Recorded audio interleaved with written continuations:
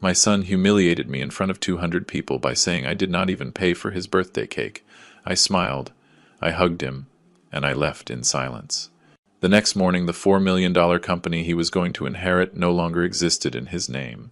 Before we continue, please subscribe and turn on the bell because we publish new stories every day. Leave a like and tell us in the comments what city and country you are watching from. My name is David Miller. I am 62 years old, and for 40 years I built something bigger than a company. I built a legacy for my son Michael. Or at least that is what I believed until that night in March 2024 when I discovered that the man I raised no longer existed. My story begins in the year 1985 when Emily, my wife, and I took out a second mortgage on the small apartment her parents gave us as a wedding gift. We were 23 years old, with no business experience, and a dream that many called madness. We wanted to start a food distribution company in Chicago. The first 5 years I worked 16 hours a day from Monday to Sunday. I loaded boxes personally. I drove the van. I visited every store, every bar, every restaurant in the Midwest. Emily got pregnant in 1987. I remember perfectly the day Michael was born. The 22nd of April, 1988. He weighed 7 pounds. He had his mother's dark eyes and a powerful scream that filled the entire room at City General Hospital. I held my son in my arms. I felt his little heart beating against my chest, and I made him a silent promise. He would never go through the hardships I went through. He would have everything I did not have. He would study in good private schools. He would wear new clothes. He would see the ocean. He would have a dignified life. And I kept that promise. Every single day for 35 years I kept it without ever complaining. Michael grew up seeing his father leave before dawn and return when he was already asleep. But weekends were sacred for us. We went to Wrigley Field to watch the Cubs. We walked along the lakefront collecting rocks. We played in Grant Park. Emily prepared huge pot roasts on Sundays, and the three of us ate together laughing, telling stories, planning the future. One day, son, all this will be yours. I would tell him, pointing to the warehouses we opened in the suburbs in the year 2003. We will work together, you and I, taking the Miller name across America.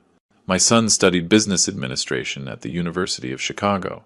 It cost me almost $200,000 between tuition, books, housing, and personal expenses over 5 years. I never threw it in his face. Never. It was my obligation as a father to give him opportunities that I never had.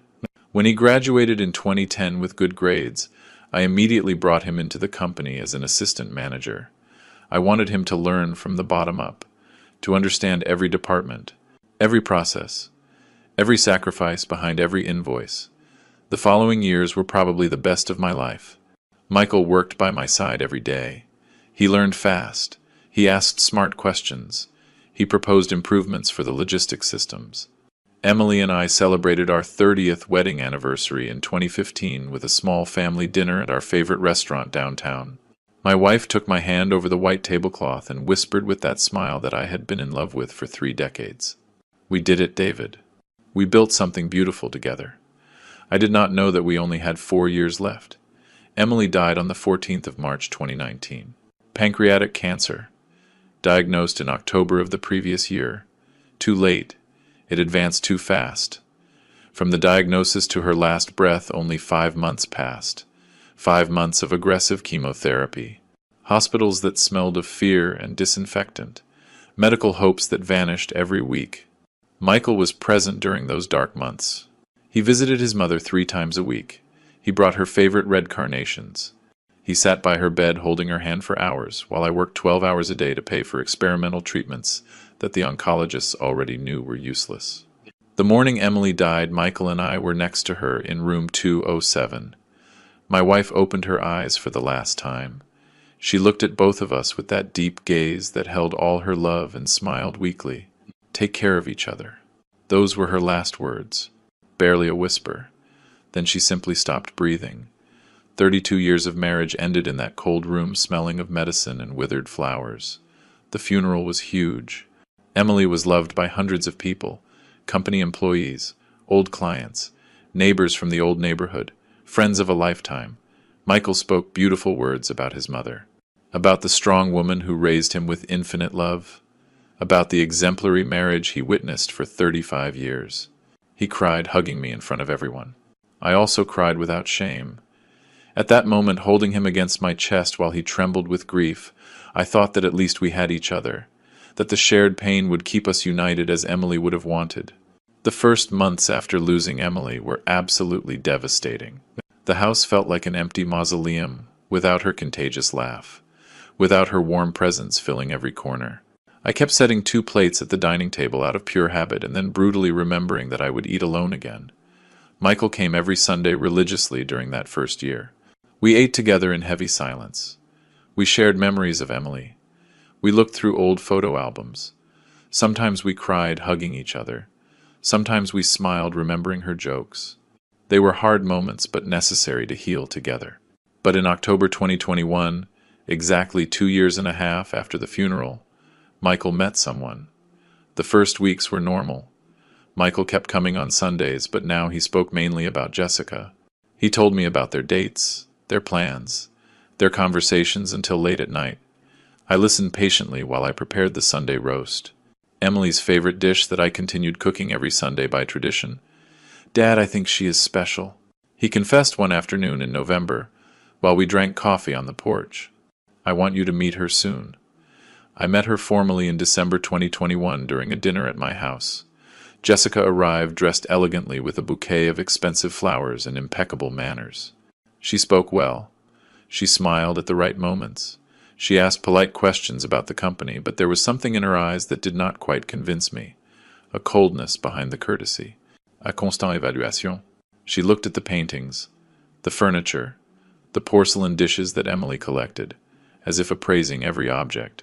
Michael was captivated, hanging on her every word, transformed into someone anxious to impress her. During dinner, Jessica casually mentioned her family. "My father, Robert Turner, owns textile companies in New York and Boston. He exports to Europe since 30 years ago." The way she said it with that subtle but unmistakable pride made me understand something. She was establishing hierarchies, comparing. Michael felt enthusiastic. "Mr. Turner is incredible, Dad. He manages 4 companies simultaneously. He travels constantly to Europe."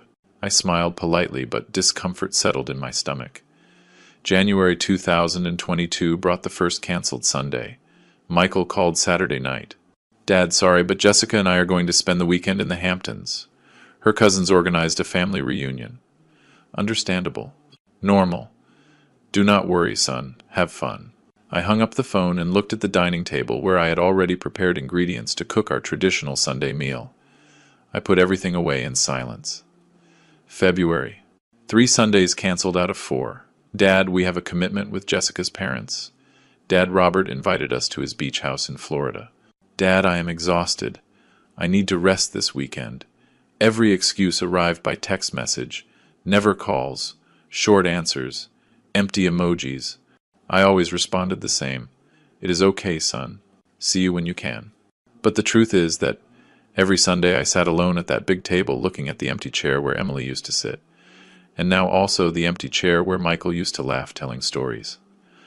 I ate in silence, listening only to the noise of the fork against the ceramic plate. The house resonated with echoes of past conversations, of laughter that no longer existed. March 2022. Michael formally announced his engagement to Jessica during a dinner at the Turner's house to which I was invited. Robert Turner turned out to be exactly what I imagined. A 65-year-old man, heavy-set, powerful voice, dominant presence that filled any room. He greeted me with strong slaps on the back and a smile that did not reach his eyes. "David Miller." Finally. "Michael speaks wonders of you and your little distribution business in Chicago." Little. That word was left floating in the air like an offense disguised as a compliment. The Turner house in the suburbs was ostentatious. Italian marble floors, German crystal chandeliers, original paintings on every wall. During dinner, Robert monopolized every conversation, talking about his international contracts, his contacts in Paris, his diversified investments. Michael listened fascinated, nodding at every sentence, laughing exaggeratedly at every mediocre joke. I remained silent, observing how my son made himself small in front of that man trying desperately to win his approval. "Michael tells me he works in your family business," Robert commented, pouring himself more expensive wine. "How nice to maintain traditions, although the modern business world demands globalized vision." Disruptive strategies. Jessica smiled at her father with adoration. Michael nodded vigorously. Exactly, Mr. Turner. I have been suggesting to Dad to modernize some processes. He looked at me seeking validation. I felt a strange pang in my chest. April, May, June 2022. Family Sundays disappeared completely. Michael spent every weekend with the Turners. When I tried to call him, he answered hurriedly. Dad, I am busy, I will call you later. He never called later. Our conversations were reduced to brief exchanges about work matters. In the office, he was professional, efficient, distant. The affectionate son who hugged me spontaneously had been replaced by a polite employee. I started eating dinner alone permanently. I bought takeout because cooking for one made no sense. I sat in front of the television without paying real attention, simply needing noise to fill the overwhelming silence. The photographs of Emily on the mantelpiece seemed to look at me with sadness. Forgive me, I whispered sometimes. I do not know what I am doing wrong with our son. July 2022 brought a disturbing revelation. Michael arrived at my office accompanied by Robert without prior notice. Dad, Mr. Turner wants to see our facilities, to see how we operate. They spent 2 hours touring the warehouses, while Robert asked pointed questions about volumes, margins, suppliers, contracts, questions too specific for simple curiosity. Michael answered everything enthusiastically, revealing confidential information without thinking twice. October, November, December. The year 2022 ended with a Christmas dinner at the Turner's house where I was invited as a mere formality. Michael spent the entire evening glued to Robert discussing expansion strategies. Emerging markets, merger opportunities. Jessica hung from my son's arm, showing off a huge engagement ring. They had gotten engaged in November without Michael consulting me, or informing me in advance, or including me in the moment. I found out through a photo on social media that a cousin showed me. Congratulations, son, I told him over the phone that night. Thanks, Dad. He answered hurriedly before hanging up, saying he had guests. The year 2023 witnessed the definitive distancing. Michael married Jessica in April. A luxurious wedding at a country club with 300 guests where I occupied a side seat far from the main table. Robert gave an emotional speech about his new son, about the bright future that awaits them together. I was not invited to speak. I applauded politely. I smiled for the obligatory photos and drove back to the city alone, crying on the highway while remembering the boy I held in the hospital 35 years ago. The following months were a fog of loneliness. Michael visited the office. He worked efficiently but avoided personal conversations. Jessica never came to see my house. She never showed interest in her husband's family. Sundays became eternal days where I wandered through empty rooms, speaking to photographs of Emily apologizing for failing our son. And then came March 2024. On March 10th, I received a digital invitation via email. Birthday celebration of Michael Miller. Saturday, March 16th, 8 p.m. The Grand Ballroom. Formal, cold, impersonal, like inviting a distant acquaintance. I called Michael immediately. Son, are you going to celebrate your birthday? I did not know anything. There was an awkward silence. Jessica organized everything, Dad. It is something big. Obviously you are invited. Something big. Obviously. Words that sounded hollow. Do you need help with the costs? I offered genuinely. I can help with the hall, the food, whatever you need. Michael let out a brief laugh. Strange. Do not worry. It is all covered. Just come and enjoy. He hung up quickly. I stood there holding the phone, feeling a dark premonition running down my back. On Saturday, March 16th, I dressed carefully. A gray suit that Emily had given me years ago. Navy blue tie. Polished shoes. I drove to the Grand Ballroom downtown. It was an exclusive place normally reserved for high-level corporate events. The parking lot was full of luxury vehicles. Mercedes, Audis, BMWs. I swallowed hard. I entered the hall and stood paralyzed. There were easily 200 people. Ostentatious decoration with gigantic floral arrangements. Professional lighting. Open bar with uniformed waiters. Tables covered with white linen tablecloths. Elaborate centerpieces. A huge screen projected photographs of Michael in a loop. Live music played by a jazz quartet. This had cost a fortune. Tens of thousands of dollars minimum. I looked for Michael. I found him surrounded by guests I recognized immediately. Robert's business partners, businessmen from New York, colleagues from the textile world. Very few familiar faces from my circle.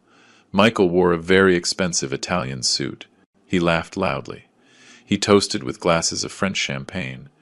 Jessica shone by his side with a designer dress and dazzling jewelry. I approached slowly. "Happy birthday, son."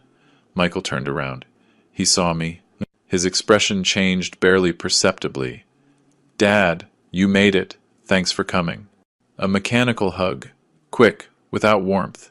"This place is impressive," I commented, looking around. Michael smiled with pride. Robert insisted on doing something memorable. "Robert. Again, Robert. Let me introduce you to some people," he said, dragging me towards groups where he introduced me hurriedly before walking away. I spent 2 hours alone holding a glass of wine without drinking, observing my son shine among strangers. Nobody really spoke to me. I was the invisible father, the irrelevant old man in the corner. Robert dominated the room, slapping backs, telling stories, receiving attention. Michael gravitated constantly towards him, seeking his approval, his recognition. Then came the moment that would change everything forever. Michael went up to the small stage where the quartet was. He took the wireless microphone. The music stopped. All conversations halted. 200 pairs of eyes turned towards him. "Good evening, everyone," he began with his amplified voice resonating in the hall.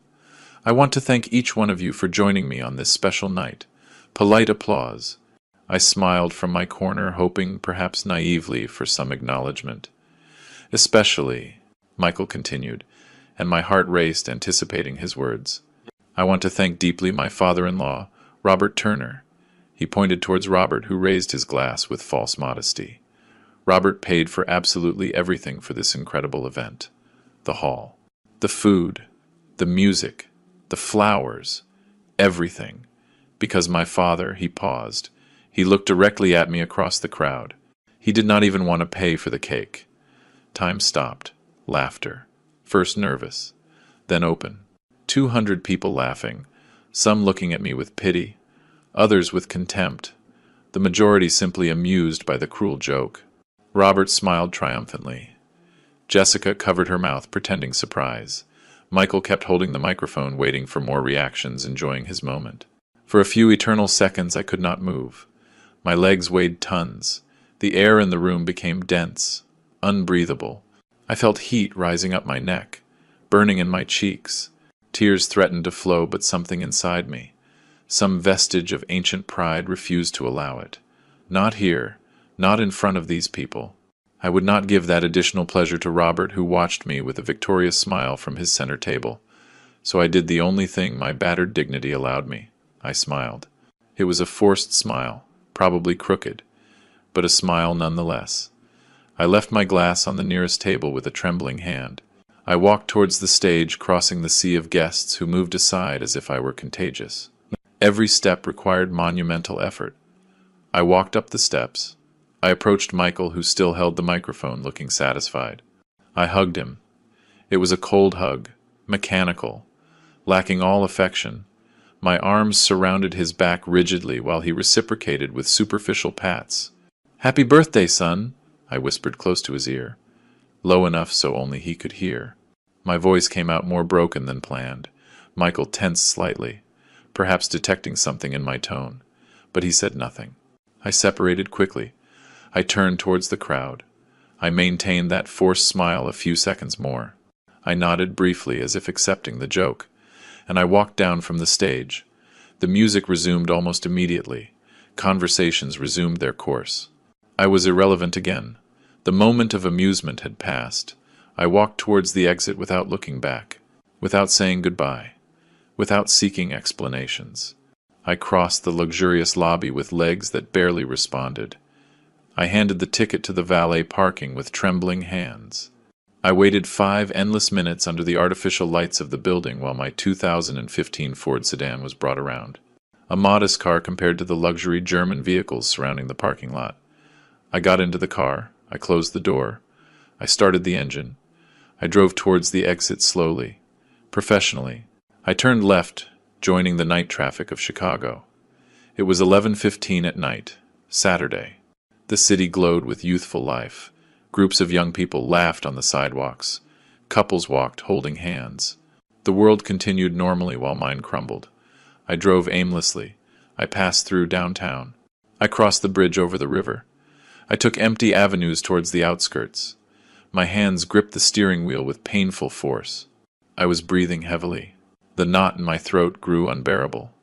Finally, on a dark residential street, I stopped. I turned off the engine. Absolute silence. Only the distant sound of some television on in a nearby house.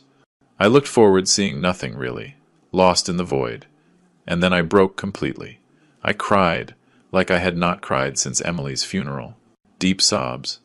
Violent, heartbreaking shakes that racked my whole body. I hit the steering wheel with helplessness. I screamed inside the closed car.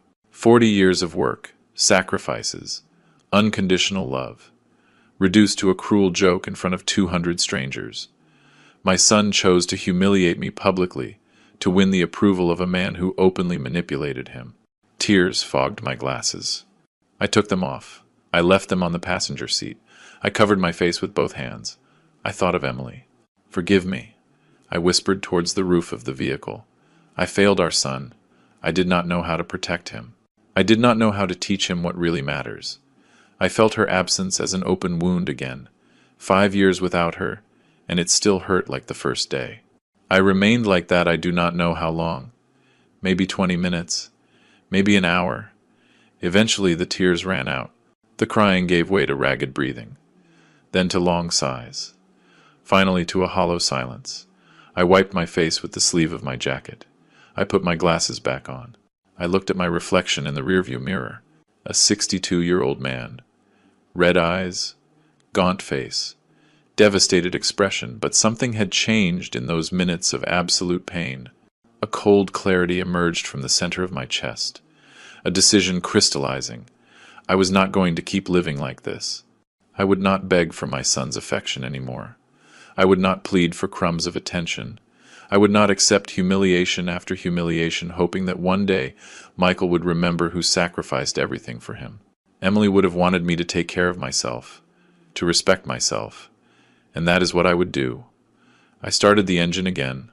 I looked at the dashboard clock, 12:37 in the morning. I took my phone. I had 3 missed calls from Michael, probably worried about appearances, not about me, really. I ignored the notifications. Instead of answering, I looked for a specific contact in my agenda. Sarah Evans, lawyer specializing in commercial law and estates. She had worked with me years ago on the legal restructuring of the company. A brilliant woman, meticulous, discreet. I sent her a text message. "Sarah, I need to meet urgently on Monday. Confidential and delicate matter. Available first hour?" The answer arrived surprisingly fast for being midnight on a Saturday. "Good morning, David." "Sure, 8 in the morning at my office.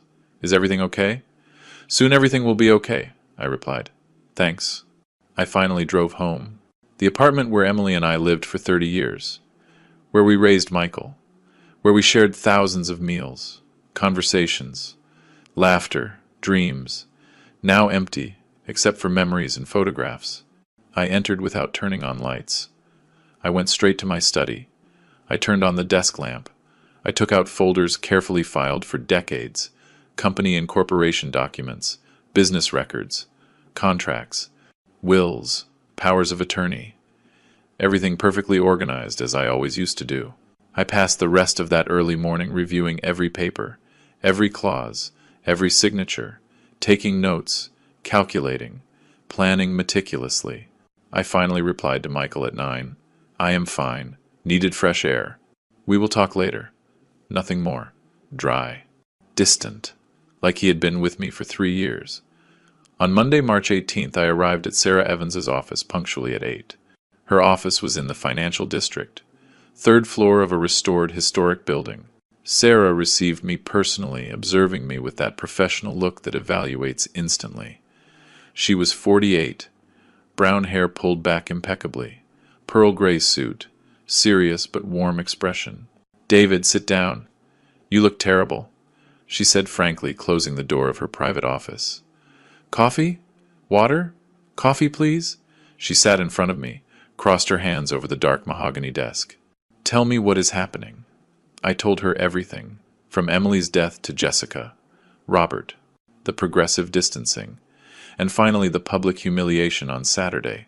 Sarah listened without interrupting, taking notes occasionally in her leather notebook. When I finished, she remained silent for a few moments, processing the information. I understand perfectly your pain, David. She began finally with a professional but understanding voice. But I need you to be brutally honest with me. What exactly do you want to achieve? The question caught me off guard. I want to protect myself. Protect what I built. Not allow Robert to use my son to absorb my company. Sarah nodded slowly. Are you willing to take drastic decisions that will permanently change your relationship with Michael? I looked out the window towards the street where anonymous people walked hurriedly towards their jobs. I thought of Emily, of the promises I made her, of the son I lost gradually. There is no relationship left to preserve, Sarah. He chose his path. Then let us act quickly, she replied, opening her laptop.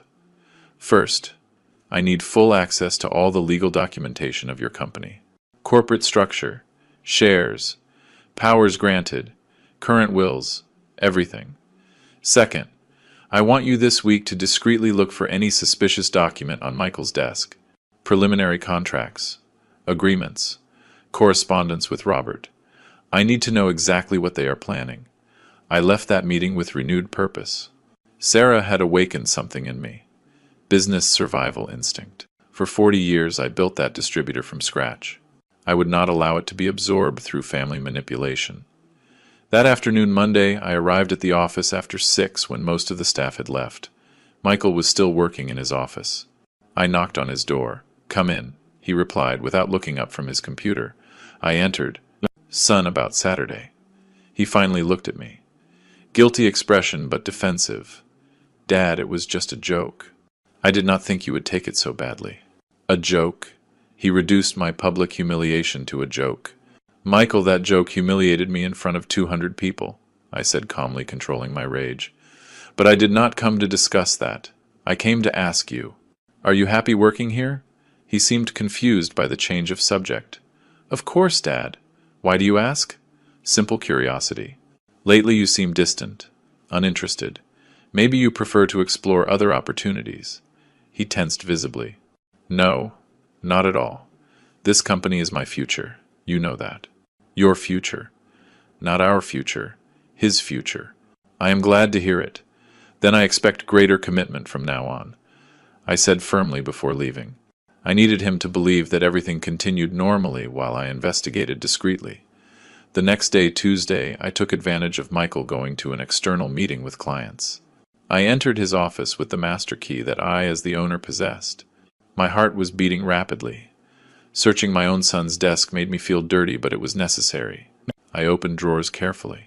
Pens, business cards, routine invoices, nothing relevant. I checked his filing cabinet, standard contracts, monthly reports. I turned on his computer, but it required a password. I could not risk it. Then I saw a manila folder semi-hidden behind his monitor. I took it. Inside were printed drafts of legal documents. The titles froze my blood.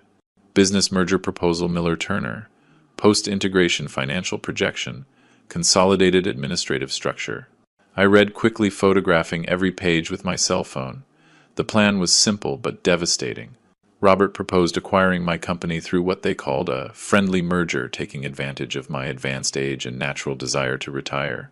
Michael would be named regional director with a fixed salary but without real power. Robert would absorb clients, contracts, employees. The Miller brand would disappear completely. There were printed emails exchanged between Michael and Robert since January 2024. 2 months of planning behind my back. Your father is old school. He needs renewal, Robert wrote. Let me handle the transition smoothly, Michael responded. I trust you, Robert. Dad will understand it is for the best. I felt physical nausea reading those words. My son conspired actively against me for months. I photographed everything meticulously. I returned the folder exactly where it was. I cleaned any trace of my presence. I left his office breathing heavily. I returned to my own office, locked the door, Downloaded the photos to my laptop and sent them encrypted to Sarah. She replied 30 minutes later. Solid evidence. Meet me tomorrow at 3 p.m. Bring all original corporate documents. That night, reviewing the photos again at home, something broke definitively inside me. It was not just business betrayal. It was deep filial betrayal. Michael consciously chose to deceive me, manipulate me, prepare me for a forced retirement disguised as a friendly transition. While I included him in every important decision for years, he conspired to hand over my legacy to Robert. Sarah reviewed every paper meticulously for 40 minutes without uttering a word. Finally, she looked up. David, legally you have absolute control. You own 95% of the shares. Michael owns only a symbolic 5% that you gave him at his wedding. You can act without his consent. It is up to you. What do you propose? Sell? Quickly. Before Robert finds out and tries to block it legally or through the media. She responded with professional determination. I know several investment groups interested in consolidated distributors like yours. Specifically, Midwest Logistics from Detroit has been looking to expand into the Chicago area for months. They work with very high standards, pay well, and respect acquired brands. How much time would you need? I asked, feeling adrenaline run through my veins. 3 weeks maximum if you agree to negotiate aggressively. I will contact the acquisitions director today. Send financial prospectus tomorrow. Face-to-face meeting within 3 days. Due diligence express of 1 week. Document closing in 15 days. She calculated quickly on her laptop. Based on your last annual balance sheets, conservative valuation would be around $4 million for the 80% stake. $4 million. A fortune. More than necessary to live comfortably the rest of my days. Do it, I said firmly. Contact them today. Negotiate as best as possible. I want this closed before April. Sarah nodded already, typing emails on her computer. One more thing, David. The apartment on Lakeshore Drive that you promised Michael as a future gift, is it legally in your name still? Completely. I bought it in 2020 with personal funds. It is worth approximately $500,000 currently. Transfer it to someone else, trusted family member immediately, she instructed. If Michael tries to sue you later claiming verbal promises, that asset must be out of your legal reach. I thought quickly. My niece Ashley, daughter of my deceased brother, 32 years old, elementary school teacher, single, lives modestly. She was always affectionate with me, especially after Emily died. Perfect. I will draft the donation deed tomorrow. Sign before a notary the day after tomorrow. Transfer completed in a week. Sarah confirmed, taking notes. We will also cancel all powers Michael has. Bank accounts, authorized signatures, administrative access, everything. He will be completely out of the corporate structure. I left that meeting transformed. I was no longer the hurt father begging for affection. I was a businessman protecting 40 years of work against family predators. The following days were dizzying. Sarah worked tirelessly. On Thursday, she contacted Midwest Logistics. On Friday, they sent a preliminary letter of intent. On Monday, March 25th, the acquisitions director, a meticulous man named Peter, arrived in Chicago. We met in a neutral conference room of a downtown hotel, not at my offices to avoid rumors. Peter was 50. Impressive experience in business consolidations. Direct approach. Mr. Miller, your company genuinely interests us. Solid distribution. Loyal clients. Experienced employees. We want to expand, preserving the good things you built. I presented financial balance sheets for the last 5 years, current contracts with wholesale suppliers, updated client portfolio, inventory evaluations, cash flow analysis. Everything impeccable. 40 years operating cleanly were reflected in those numbers. Peter reviewed every document, attentively asking technical questions that I answered honestly. Why sell now? He finally asked the inevitable question. I had prepared that answer carefully. I am 62, widowed 5 years ago. My son chose another career path. I have no heirs interested in continuing this. I prefer to sell to serious buyers than let it deteriorate slowly. Technically true, although omitting painful details. Peter nodded understandingly. I understand perfectly. I propose a valuation of $5 million for 100% of the shares. You retain 20% as passive investment if you want residual income. Or we sell 80% for $4 million payable completely at closing. I looked at Sarah, who nodded almost imperceptibly. 80%. One single payment. No future participation, I replied. We closed the preliminary agreement that same afternoon. Peter initiated due diligence immediately with a team of auditors that arrived from Detroit. For a week they reviewed absolutely everything. Account books, tax returns, labor contracts, property titles of warehouses, health records, operating licenses. They found 0 irregularities, 40 years of honest and transparent management. Michael suspected nothing. I continued arriving at the office normally, supervising routine operations, maintaining appearances. The auditors worked discreetly in the file room, introducing themselves as operational efficiency consultants. My son was too busy planning with Robert to notice details. On Friday, April 5th, Sarah called me. Everything ready. Document closing scheduled for Monday, April 8th. 10 a.m. Law office on State Street. Bring identification and prepare to sign a lot. My hand trembled slightly holding the phone. It was real. It was happening. That weekend was surreal. I walked through my house touching furniture Emily chose, looking at photos of Michael as a child, remembering decades of family life. I did not feel regret. I felt anticipated liberation. On Saturday, I visited my niece Ashley. She lives in a nearby suburb. Small but cozy apartment. I explained everything honestly. Michael's betrayal, my decision to sell, the apartment I would transfer to her name. Ashley cried, hugging me. Uncle David, I am so sorry for what Michael did to you. You do not deserve that pain. That is why I need to protect myself, Ashley. That apartment is worth $500,000. It will be legally yours, but I trust you will never use it against me. Never, Uncle. Never, she promised solemnly. Monday, April 8th, 10 a.m. Elegant law office in downtown Chicago. Sarah waited for me along with Peter and the legal team of Midwest Logistics. We signed for 2 hours. Sale and purchase deeds, share transfers, revoked powers, liability releases. My signature appeared hundreds of times on official documents. I drove straight home. I turned off my cell phone. I needed silence before the inevitable storm. Meanwhile, as I learned later from loyal employees, Michael arrived at the office at approximately 2:30 in the afternoon. He found the parking lot full of unknown vehicles. He entered the building confused. The receptionist Linda, who had been working with me for 20 years, stopped him nervously. Mr. Michael, there are new people in management. They say they are the new owners. Michael paled instantly. He ran up the stairs towards his office. He found the door locked. Inside, 2 men in suits were reviewing files. He knocked furiously. A man of about 40 opened. Yes? How can I help you? This is my office. Who are you? Michael demanded with an altered voice. We are representatives of Midwest Logistics, new majority owners as of today. You are Michael Miller, the owner's son. The man consulted a digital tablet. Michael Miller. Here it is. Operations manager until today. Your employment contract has been terminated effective immediately. You have until 5 p.m. to collect personal belongings. Security will accompany you. Michael recoiled as if he had received a physical blow. This is impossible. My father would not do this. You must be mistaken. He ran towards my office on the 3rd floor. The door was also locked. He knocked desperately. Nobody answered. He went down looking for Linda. Where is my father? Linda had tears in her eyes. I do not know, Mr. Michael.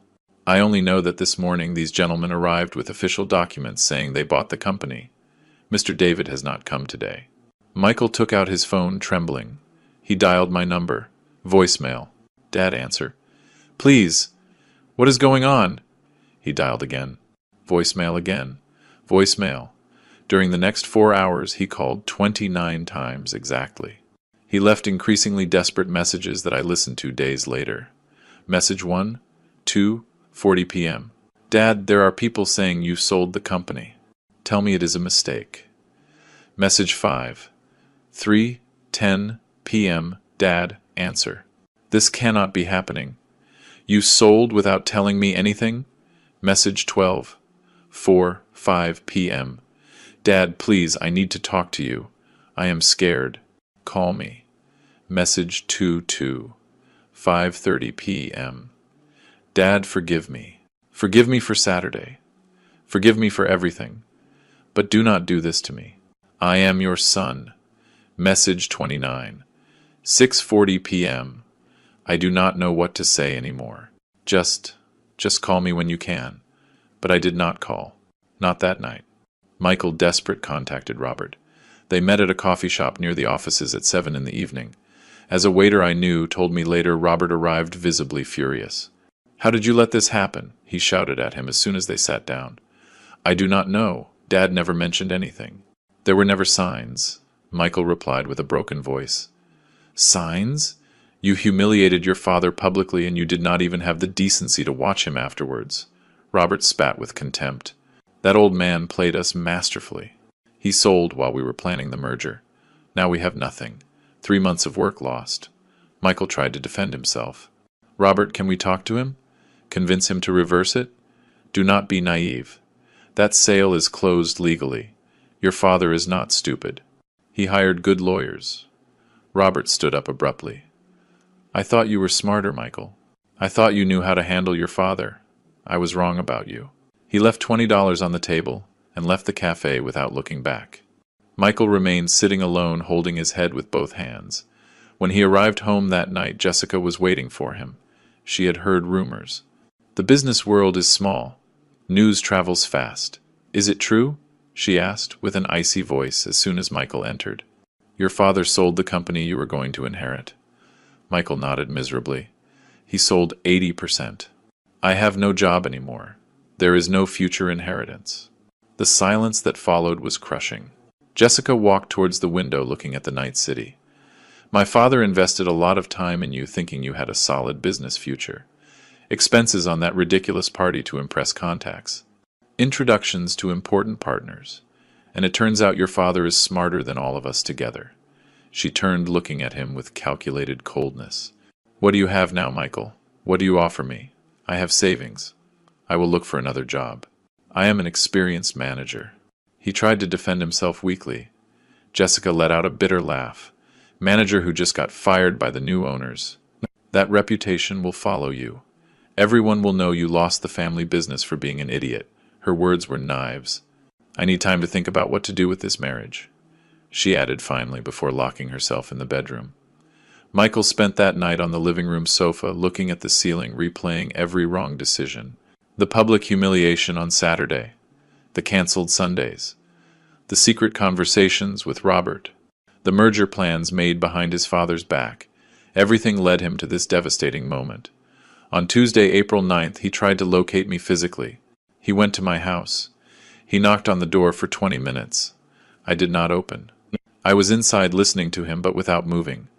Dad, I know you are there. Your car is in the garage. Please open. We need to talk. He shouted from the hallway. Neighbors started looking. Eventually he gave up. He went to the law office seeking information. The lawyers could not reveal details due to professional confidentiality, but confirmed that the transaction was legal and irreversible. Michael left there completely destroyed. On Wednesday he discovered another devastation. He received official notification. The apartment on Lakeshore Drive that I had verbally promised him for years now legally belonged to Ashley. Transfer registered on April 3rd, 5 days before the business sale. Everything meticulously planned.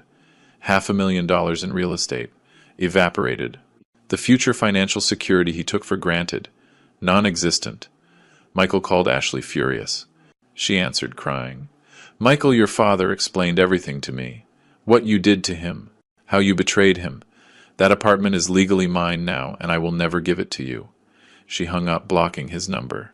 I had made that decision on the night of Monday, April 8th, after signing at the notary. I arrived home, packed 2 suitcases with essential clothes, some books, photographs of Emily. I left furniture, appliances, material memories. I just wanted to escape Chicago and its painful ghosts. I needed physical and emotional distance. I chose Santa Barbara, California for practical and sentimental reasons. Emily and I had spent our honeymoon there in 1983. 3 magical days walking by the ocean, eating seafood, dreaming of the future. We always promised to return, but 40 years of ceaseless work prevented that return. Now finally I would return alone, but free. On Tuesday, April 9th, I drove for days crossing America. I left behind the Midwest, heading to the West Coast. Every mile traveled lightened the weight on my chest. I crossed the plains, the mountains, finally the green hills of California. I arrived in Santa Barbara at dusk. The city glowed, reflected in the ocean waters. I breathed deeply the salty air. For the first time in months, I felt something resembling peace. I stayed initially in a modest hotel. For 2 weeks, I looked for permanent housing. I found a perfect apartment, second floor, 2 bedrooms, balcony with partial ocean view, $3,000 monthly rent. I signed a 1-year lease immediately. I bought basic furniture. I turned that anonymous space into a temporary home. The first weeks were strange. Waking up without work obligations after 40 years generated vertigo. I walked through the city for hours aimlessly. I walked along the pier. I sat on benches, watching the ocean, reading novels. I never had time to enjoy simply existing without pressures. Gradually, I established new routines. I ate breakfast at home quietly. Coffee, toast. After that, I walked to the historic downtown, Spanish colonial buildings, plazas full of life. I discovered a family cafe called The Daily Grind. It was a tiny place, barely 6 tables run by an older couple, Tom and Mary, who had been serving perfect coffees for 30 years. I became a regular customer. I arrived every morning at 10. I ordered coffee with milk and a croissant. I read the local newspaper for an hour. The owners began to greet me by name after the first week. It was in that cafe exactly on May 1st where I met Linda. She arrived that sunny spring morning looking for a table. The cafe was unusually full. Tom pointed to me. "Share a table with David. He is a good man. He does not bother anyone." Linda hesitated momentarily. Then she smiled tiredly. "Thanks. If the gentleman does not mind." I looked up from my newspaper. "Not at all. Go ahead, please." She sat in front of me. A woman of approximately 58 years, brown hair with natural gray streaks tied in a simple ponytail. No makeup. Deep and sad honey-colored eyes. She wore comfortable clothes, jeans, navy blue sweater, sneakers. She carried a worn book under her arm, 100 Years of Solitude by Garcia Marquez. We ordered our coffees in silence. She took out the book. I returned to my newspaper. 20 minutes passed without exchanging a word. We mutually respected our spaces. Then she sighed audibly, closed her book frustrated. "I have been trying to finish this chapter for 3 months. My mind wanders constantly." She said it more to herself than to me, but I responded instinctively. The same thing happened to me after becoming a widower. Reading became impossible for months. Linda looked at me surprised then, with immediate understanding. "Also widowed," she said softly. It was not a question, it was recognition. 5 years ago, I confirmed. 4 for me, she replied. We looked at each other for seconds that seemed to stretch out. 2 strangers connected instantly by shared loss. "David Miller." I introduced myself, extending my hand. "Linda Johnson." She shook my hand firmly. Her touch was warm, real. "Are you from here?" she asked. "No. Chicago. I arrived 3 weeks ago looking for, I don't know, fresh air." She smiled understandingly. "I am from here. Retired elementary school teacher. Well, retired early after my husband James died. Heart attack in July 2020. 59 years old. Perfectly healthy. He went out for a run one morning and simply collapsed." Her voice breaking slightly. I told her about Emily. The cancer. The 5 agonizing months. "At least I could say goodbye," I said. "You did not have that chance." "I do not know what is worse," she replied. "Saying goodbye, watching them suffer, or losing them without warning." We also talked about children. Linda had 2, a son, engineer living in Seattle with his own family, and a daughter, doctor working in Los Angeles. "Good kids," she said. "They call weekly, visit occasionally, but they have busy lives. I do not blame them." I noticed melancholy in her words. I told her vaguely about Michael, omitting painful details. In mid-May, Linda invited me to hike in the hills. "I need exercise and company. Walking alone depresses me," she explained. I accepted immediately. We climbed the green hill, breathing fresh air, stopping frequently to admire spectacular views of the bay. At the top, sitting on a wooden bench looking at the infinite ocean, Linda asked softly, "David, what really brought you to Santa Barbara? There is deep pain in your eyes that goes beyond widowhood." I hesitated. I had been avoiding that conversation for 6 weeks, but something in Linda's sincerity made me trust her. I told her everything. Michael, Jessica, Robert, the public humiliation, the secret sale, the escape. Words flowed uncontrollably. Linda listened without interrupting, holding my hand when my voice broke. When I finished, she remained silent for long minutes, processing. "You did the right thing," she said finally with absolute firmness. "You protected your dignity. Your son chose to betray you consciously. The consequences are his, not yours." Tears sprang from my eyes. "But he is my son, Linda. What father does this? A father who respects himself," she replied. "Emily would want to see you happy, not begging for crumbs of affection." Those words released something inside me. I cried openly while Linda hugged me. After 40 years holding everything together, finally I allowed myself to collapse in the arms of someone who genuinely understood. June came transforming us. Linda and I were inseparable. We had breakfast together, walked daily, attended small concerts, cooked simple dinners in my apartment or hers. It was not passionate, youthful romance. It was mature companionship based on mutual respect and shared experiences of loss. One afternoon in mid-June, exactly the 17th, my doorbell rang unexpectedly. It was 6 in the evening. Linda was with me. We had cooked fish for dinner. I looked at the intercom confused. "Who could it be?" I murmured. I pressed the button. "Yes." Silence. Then a broken voice. Unmistakable. "Dad, it is Michael." My heart stopped. Linda looked at me alarmed. "Do you want me to go?" she whispered. I shook my head. "Stay, please." I breathed deeply. "Come up," I said, pressing the button that unlocked the main door. 2 eternal minutes later, they knocked on my door. I opened slowly. Michael was in front of me. Unrecognizable. He had easily lost 20 pounds.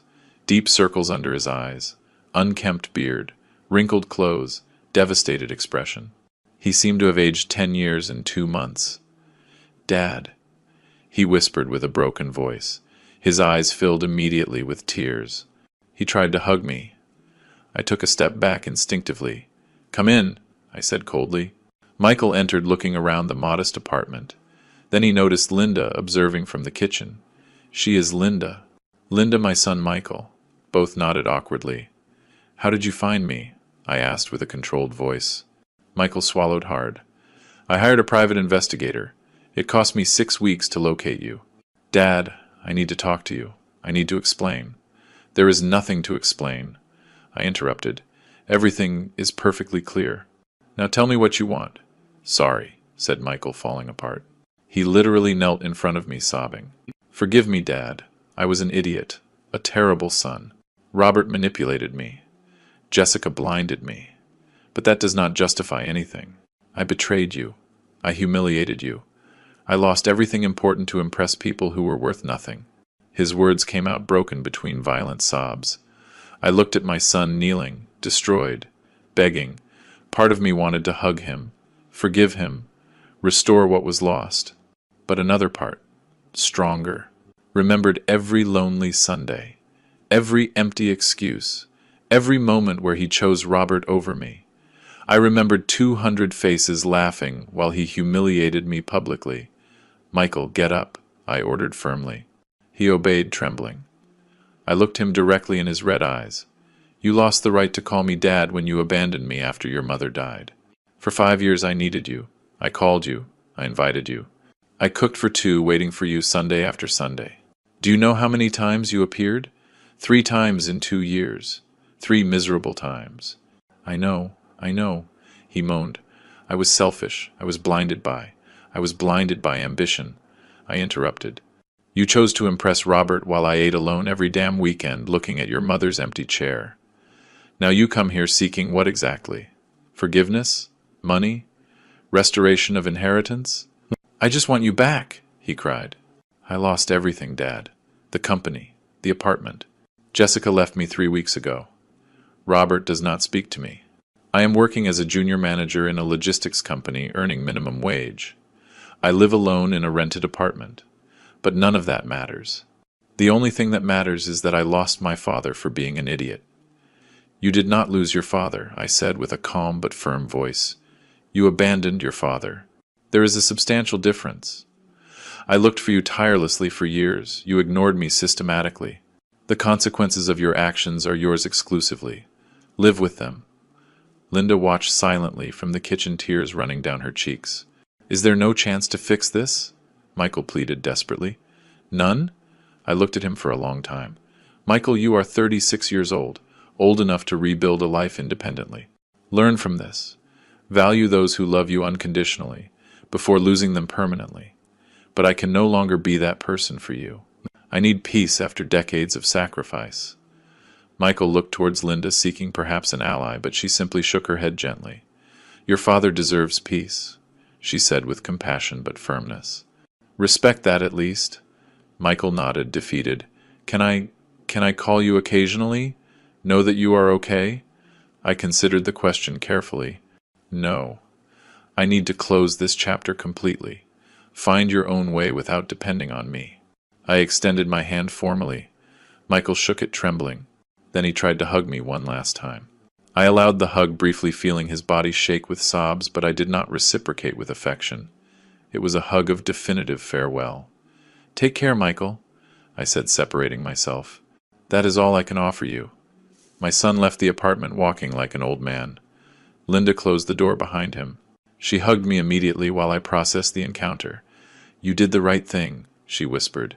It was incredibly difficult, but right. I nodded against her shoulder, allowing myself to feel the sharp pain of that definitive closure. That night, I did not sleep well. Images of Michael as a child laughing on the beach, celebrating birthdays, graduating college, contrasted cruelly with the destroyed man I had just said goodbye to. Part of me questioned if I had been too hard, but I also remembered every broken promise, every ignored Sunday, every choice where Robert mattered more than me. Linda stayed with me that night, simply holding my hand in silence. Her presence was healing balm. In the morning, while we drank coffee watching the sunrise from my balcony, she told me, David, you spent decades building for others. Now build something for yourself. She was right. 62 years old, and finally free of crushing obligations. July brought complete transformation. Linda and I decided to travel, something neither had really done after becoming widowed. We rented a small car and toured the coast for 2 weeks. We visited tiny fishing villages, ate fresh seafood in family restaurants, walked deserted beaches, talked for hours about everything and nothing. It was not cinematic romance. It was something better. Genuine companionship between two mature souls who perfectly understood the value of simplicity.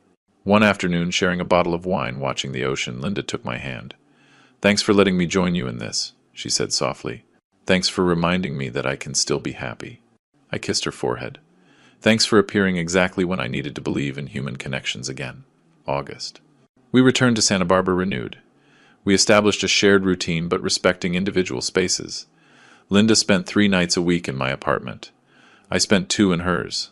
We cooked together, read simultaneously in comfortable silence, attended local cultural events.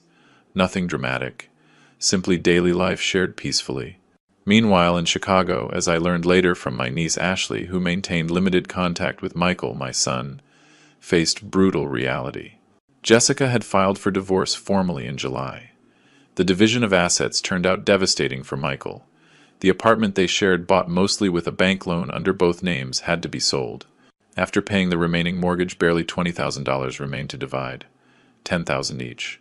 Michael looked for cheap housing. He rented a small studio in a working-class neighborhood far from downtown for cheap. His salary barely covered rent, basic services, food. Nothing was left for luxuries he took for granted previously. Robert Turner, according to what Ashley told me, publicly discredited Michael in business circles. The guy turned out incompetent. He did not know how to handle even his own family inheritance. Robert commented in meetings. That damaged reputation followed Michael. Companies where he applied for better positions checked references, spoke with Robert, and rejected applications immediately. Michael was trapped in a mediocre job without real possibilities of promotion. His boss, general manager of a logistics company, treated him condescendingly. Miller, I thought you came from a successful business family. What happened? he joked cruelly in front of colleagues. Michael endured daily humiliations out of absolute economic necessity. September 2024. Linda and I celebrated 6 months of knowing each other. We dined at an elegant restaurant on the hill with spectacular views of the illuminated bay. David, these months with you have been medicine for my soul, Linda confessed, holding a glass of wine. I thought I would die alone and bitter. You showed me that there is still beauty possible. I took her hand over the table. You saved my sanity, Linda. I arrived here shattered. You helped me remember who I am beyond a failed father. That night, walking along the pier under stars, Linda asked, Do you ever think about Michael? Honestly, I replied, daily, but no longer with sharp pain. Rather with melancholy for what could have been and will never be. I made peace with that loss. Do you think he will learn? She insisted. I sincerely hope so, although it will probably take a long time to fully understand what was lost. My life now is radically different. Waking up without urgent alarms, without crushing business responsibilities, without ungrateful children demanding attention. I simply exist peacefully. Linda and I have built a beautiful routine. Quiet breakfasts, reading newspapers, daily walks along coastal paths, afternoons cooking traditional recipes, nights watching classic movies hugged on the sofa. I invested the $4 million intelligently. Sarah Evans advised me excellently. Conservative index funds, government bonds, small rental properties. I generate monthly passive income of approximately $5,000 without working, more than enough to live comfortably. Travel occasionally, help my niece Ashley when she needs it. Linda finally sold her apartment in August and moved permanently with me. We bought together a larger condo, 3 bedrooms with a spectacular balcony facing the ocean. We decorated it, combining our tastes. Photographs of Emily and James occupy places of honor, remembering lost loves without competing with present love. We are mature partners who understand perfectly that second chances do not replace first loves. Simply honor them moving forward. We travel frequently. We toured Europe for 3 weeks in July. We plan to visit Italy next April. Simple things I postponed 40 years, building a business empire for an ungrateful son. Now I live exclusively for myself, and that liberation is extraordinary. Do I think about Michael? Constantly. Not with burning rage, but with deep sadness for a relationship destroyed irreparably. Ashley updates me occasionally on his situation. Michael still works in that mediocre logistics company, earning slightly more now after a small raise. He lives alone in that modest studio. No partner since Jessica abandoned him. No real friends because those who surrounded him sought connections with Robert or my company. Ashley says he changed notably. More humble, reserved, silent worker. He no longer shows off or seeks to impress. He arrives early to his job, fulfills tasks efficiently, returns home without socializing.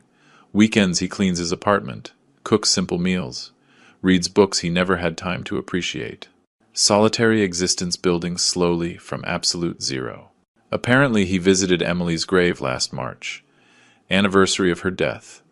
Ashley saw him casually. Michael was kneeling in front of the tombstone crying, talking to his mother for an hour. Mom, forgive me. I disappointed Dad. I disappointed your memory. If you could see me now, you would be ashamed, he sobbed. Ashley did not approach, respecting that private moment of pain. Do I feel compassion? Of course. He is still my son biologically. But compassion does not mean rescue. Michael needed to learn hard lessons that words would never teach. Respect is not bought with money or inheritances. Family is not humiliated publicly to impress strangers. Loyalty is demonstrated consistently, especially during difficult moments. If I could change something, it would not be my decision to sell and leave. It would be having established firmer limits years earlier. Maybe if I had confronted the first canceled Sunday, the first empty excuse, the first derogatory comment influenced by Robert, everything would have been different. But I was always a permissive father, believing that unconditional love meant tolerating everything. I learned late that true love includes establishing clear limits. Emily would have handled this better. She balanced tenderness and firmness perfectly. When Michael was a rebellious teenager, Emily knew exactly when to hug and when to discipline. I simply worked tirelessly, providing materially, assuming that was enough. How wrong was I? This afternoon, while Linda and I walk along the beach, I observe young couples with small children, fathers carrying babies, building sandcastles, laughing carefree. I feel acute nostalgia for those simple moments with Michael 30 years ago, but I also feel peace knowing that I did absolutely everything possible for him. The rest were his choices. Linda notices my melancholic expression. Thinking about Michael? She asks softly. I nod. He will always be there in some corner of my mind. She kisses my cheek. That makes you human, David. But remember, you chose dignity over begging. That was the right decision then and now. You are right. I do not regret it.